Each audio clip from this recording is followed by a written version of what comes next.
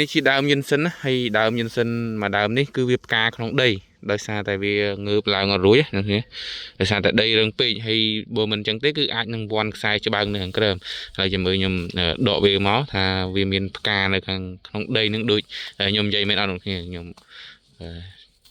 នឹងទាញវាឡើងហើយយើងប្រយ័ត្នមែនទែនអ្នកគ្នាព្រោះអីយិនសិននេះបើសិនជាវាបាក់ឆ្នាំហ្នឹងឆ្នាំក្រោយគឺវាអត់ដុះឡើងវិញម្ដងទៀតទេហ្នឹងហើយនេះងើបមកហើយចាំមើលផ្ការបស់វានេះបងប្អូននេះគឺផ្ការបស់វានិយាយរួមបើសិនជាវាងើបមិនរួចគឺផ្កាក្នុងដីដូចចឹងឯងនេះបងប្អូន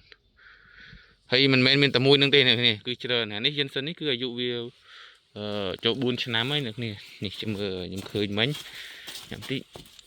គឺនៅខាងមុខគឺមានដូចចឹងមួយដែរគឺងើបអត់រួចដែរនេះ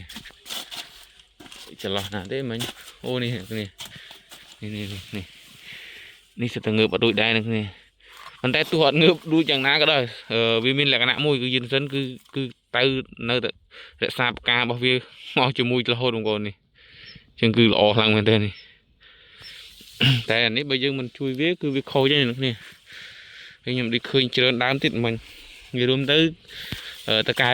កន្លែងចការនេះគឺគាត់ឲ្យ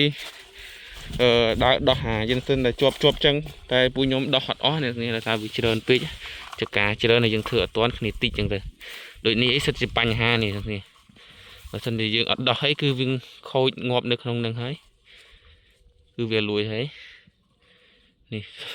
ខ្ញុំអត់សរសើរអីទេខ្ញុំសរសើរតែបកាវាទោះនៅក្នុងដីមិនយ៉ាងម៉េចក៏ដោយសំខាន់ដឹងតែយកបកាមកជាមួយបណ្ដោយគឺងើបមកគឺបកាបណ្ដោយហើយយិនសិនដែលគេងើបសុខភាពគេល្អនេះគឺគេចេញផ្កាហើយយិនសិននេះគឺ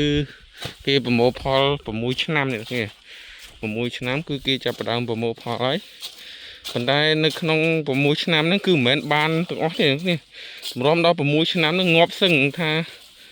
មកជួដាំ5 6រងហ្នឹងគឺសល់តែ4 3ទេហ្នឹងហើយភិកជើនៅសល់4ហ្នឹងហើយបើដាំ6